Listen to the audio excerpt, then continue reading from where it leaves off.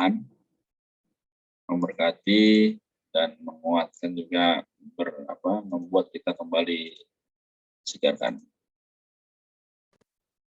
Kayu salib dikenal orang sebagai tanda palang kayu yang terdiri dari kayu vertikal dan kayu horizontal. Dalam perjanjian lama, menurut Ulangan pasal 21 ayat 23, hukuman digantung pada tiang adalah tanda kutukan. Allah telah menubuatkan bahwa Kristus akan digantung pada kayu salib untuk menjadi kutuk karena kita. Dalam perjanjian baru, salib adalah jenis hukuman mati dari pemerintahan Romawi terhadap para penjahat. 2000 tahun lebih yang lalu, Tuhan Yesus yang tanpa dosa telah menanggung hukuman di atas kayu salib selama 6 jam. 3 jam pertama ia mengalami penganiayaan manusia, 3 jam kedua ia mengalami penghukuman Allah. Salib Kristus telah memuaskan tuntutan keadilan, kekudusan dan kemuliaan Allah. Bagi orang yang telah percaya dan menerima Tuhan Yesus, salib Kristus dapat merampungkan penebusan Allah yang kekal. Salib Kristus adalah dasar keselamatan kekal kita. Pekerjaan salib Kristus sangat ajaib dan meliputi banyak hal. Terhadap kita, di atas salib Kristus telah memikul perbuatan-perbuatan dosa kita. Ia juga menyingkirkan sifat dosa yang diwariskan pada kita dan menyalibkan manusia lama kita, agar tubuh dosa kita kehilangan fungsinya, sehingga kita tidak perlu lagi diperbudak dosa. Terhadap iblis dan dunia, di atas salib Kristus menghancurkan Satan, yaitu iblis, dan pada saat yang sama ia telah menyalibkan dunia yang berada di bawah kuasa Satan, sehingga dunia kehilangan daya penjajahan terhadap mereka yang percaya Kristus. Terhadap rencana kekal Allah, melalui kematiannya di salib, Kristus menghasilkan banyak butir gandum sehingga kita menjadi anggota-anggota tubuhnya, menyusun tubuhnya menjadi satu manusia baru di dalam dirinya, yakni gereja. Sekarang ini, semua aspek pekerjaan salibnya dapat menjadi pengalaman kita karena kita telah disalibkan bersama-sama dengan Dia. Oleh sebab itu, Efesus pasal 2 ayat 8-9 berkata, "Sebab karena kasih karunia kamu diselamatkan oleh iman. Itu bukan hasil usahamu, tetapi pemberian Allah. Itu bukan hasil pekerjaanmu, supaya tidak ada orang yang memegahkan diri." Puji Tuhan, marilah kita bermegah hanya dalam salib Tuhan kita Yesus Kristus. Ya Bapa, terima kasih atas salib Kristus yang ajaib dan sempurna. Bimbinglah kami mengalami setiap aspek pekerjaan salib-Mu dalam hidup kami sehari-hari. Terima kasih Tuhan Yesus. Dalam nama-Mu kami berdoa. Amin. Amin. Oke ya, puji Tuhan.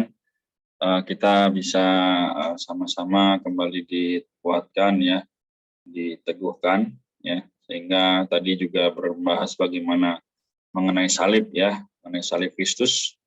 Seharusnya bahwa kita juga bisa kembali menyadari bahwa segala sesuatu adalah berasal dari Dia ya, juga oleh Dia ya. Roma pasal 11 ya, yang kita telah baca juga beberapa waktu lalu.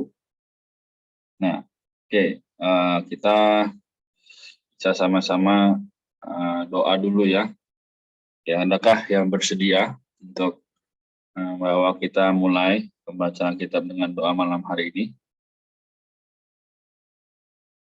Oke, kalau belum ada, mari sama-sama kita boleh berdoa ya. Puji Tuhan. Tuhan Yesus, kami mengucap syukur, kami sungguh menengadah.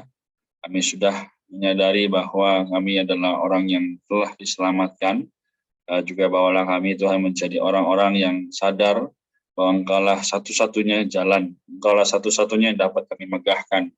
Bahkan hari ini ada Tuhan, bagaimana kami, Nikolas, juga Eva, Maria, diriku, Tuhan kami berdoa supaya Engkau menjadi segala sesuatu kami.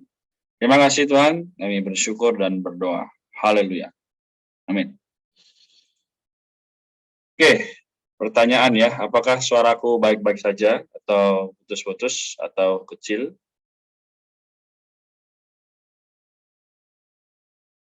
Aman Kak. Oke, aman ya, thank you. Oke, belum share screen ya. Oke, bentar. Roma pasal yang ke-15. Oke, bentar ya. 1, 2, 3. Oke, Roma pasal 15 ayat 1 sampai 13 ya. Oke, kita bentar.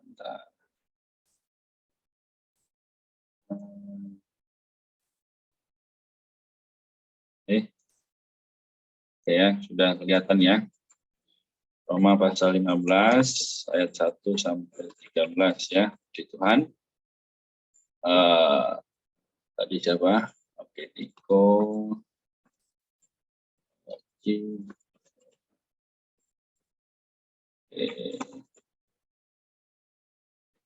Ya, begini ya. Oke. Nanti kita akan review juga, bahas, dan kalau mau tanya silahkan ya.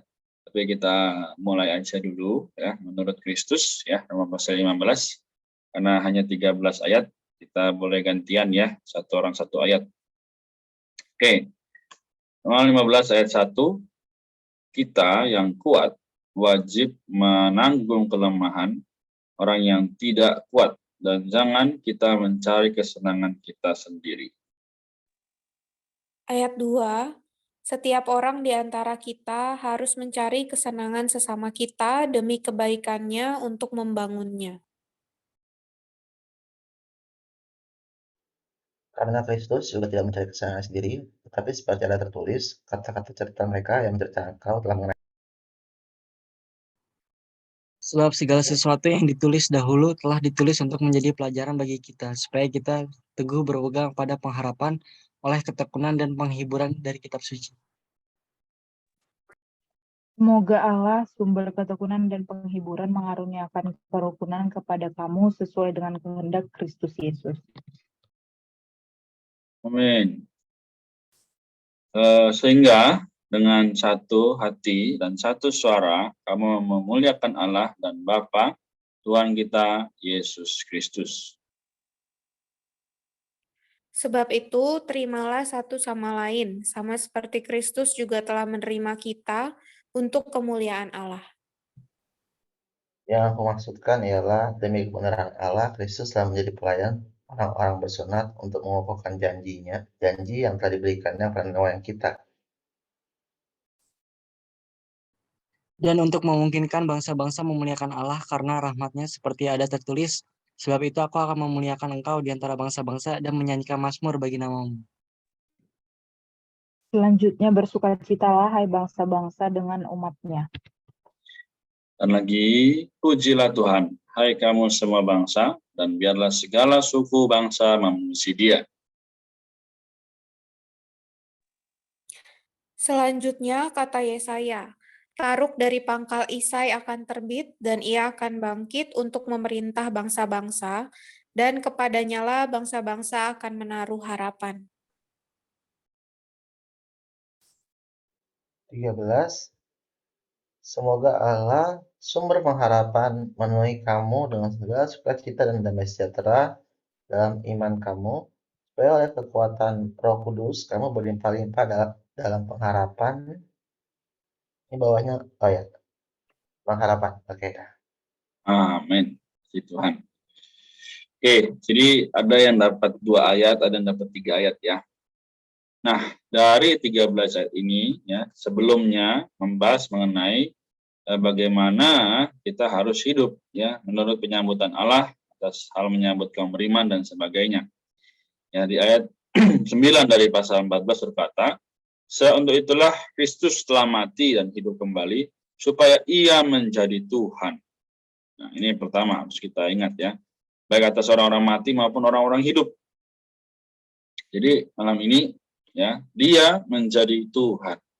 Ya, Tuhan artinya adalah yang layak disembah, yang layak mendapat segala sesuatu, dan Dialah yang menjadi tujuan dan sasaran hidup kita. Amin. Oke, lalu di ayat yang ke-11 ya dikatakan, karena ada tertulis demi aku hidup, demikianlah firman Tuhan, semua orang akan bertekuk lutut di hadapanku dan semua orang akan memuliakan Allah. Nah, ini ya, ini sedang terjadi dan terus terjadi Sampai kapan? Sampai kedatangan Tuhan kali kedua, ya. Jadi orang-orang akan memuji Dia, memuliakan Dia. Tapi sekali lagi ada yang dapat pahala, ada yang mungkin juga dapat penghukuman, ya. Nah, bagaimana kita bisa membedakannya? Yaitu kembali lagi ke kitab Injil, Matius pasal 25, ya, mengenai gadis bijaksana, gadis bodoh. Ya. Gadis bijaksana, dia akan terus mengumpulkan buli-buli dalam dirinya, mengumpulkan minyak dalam buli-bulinya.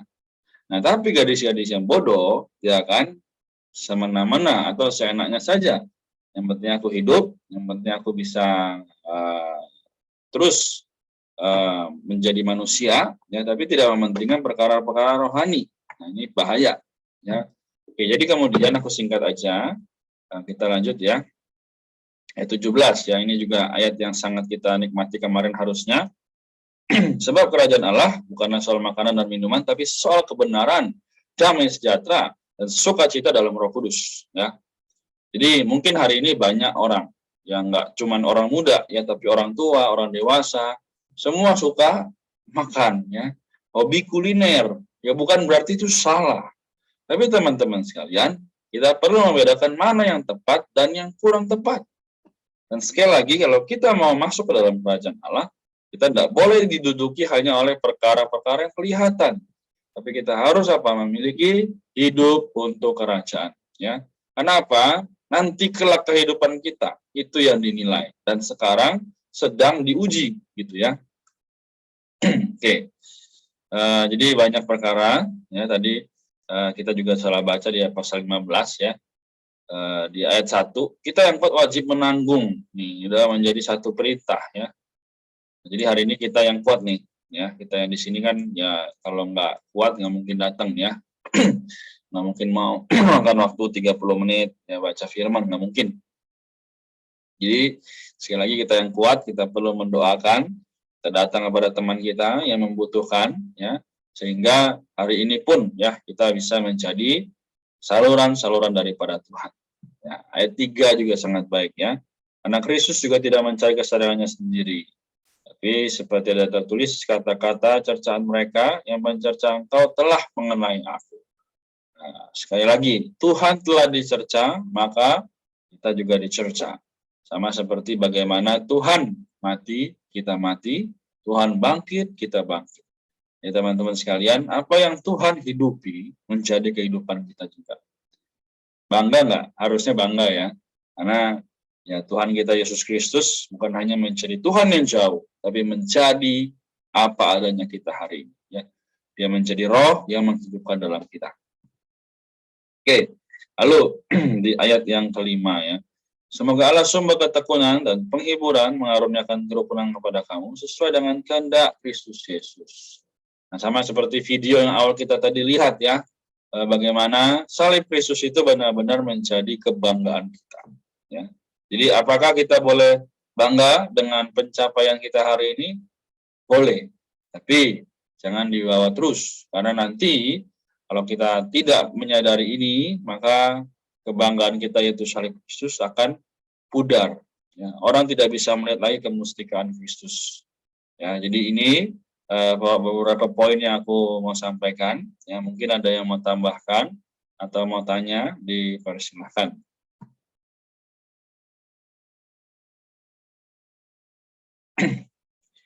Jadi dari Jin, Niko, Eva, Maria, atau sudah cukup?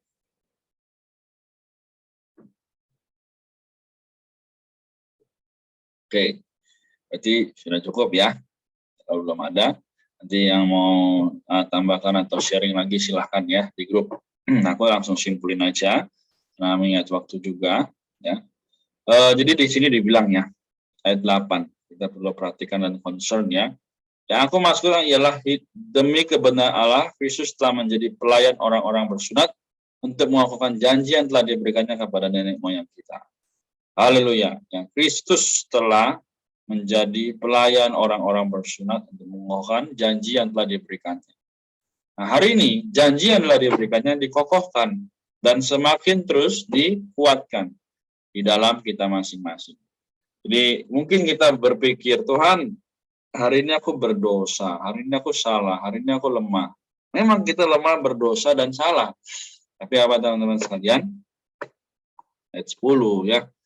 Bersukacitalah hai bangsa-bangsa dengan umatnya.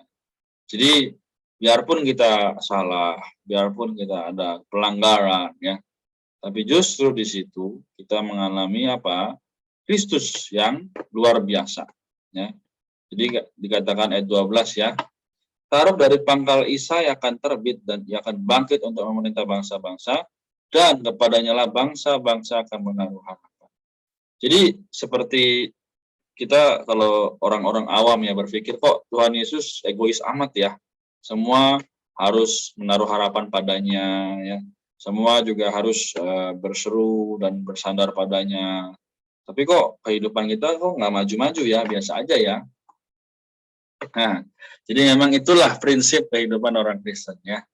Justru Matius 5 ayat 4 ya, masih ingat ya, berbahagialah orang yang berduka cita karena ia akan dihibur. Jadi teman-teman, nah ini ya kehidupan kita memang nggak mudah ya, terutama di akhir-akhir zaman ini ya, semua semakin mengarah kepada namanya apa, egosentris ya, semua pribadi, semua egois ya. Kita sudah lihat banyak ya di kereta orang pada sendiri-sendiri ya, terus juga di manapun ya, mungkin juga kita lihat di restoran, rumah makan, orang tua dengan anak semua udah apa namanya pribadi-pribadi ya, jarang yang apa seperti berkumpul gitu ya. Nah, maka kita harus mendatangkan perbedaan. Ya, kita harus apa membawa mereka melihat bahwa Tuhanlah sandaran. Ketika sudah menjadikan Tuhan sebagai sandaran, maka dalam kehidupan sehari-hari pasti penuh dengan damai sejahtera. Ya. Amin. Demikian, meskipun di dalam perkara sulit ya, susah, kekurangan maupun kelebihan, Tuhan terus menjadi pengharapannya. Nah, ayat 13 ini juga boleh menjadi ayat hafalan kita ya. Semoga Allah sumber pengharapan memenuhi kamu dengan sukacita dan damai sejahtera dalam iman kamu, supaya oleh kekuatan Roh Kudus kamu berlimpah-limpah dalam pengharapan. Oleh kekuatan Roh Kudus berlimpah-limpah dalam pengharapan ya.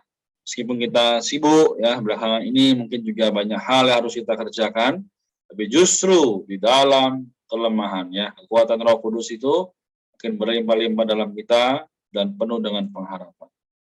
Amin. Puji Tuhan ya, semoga apa yang kita telah baca, apa yang telah kita nikmati ini menjadi satu bagian yang membuat kita dibedakan ya, dikuduskan dari dunia hari ini.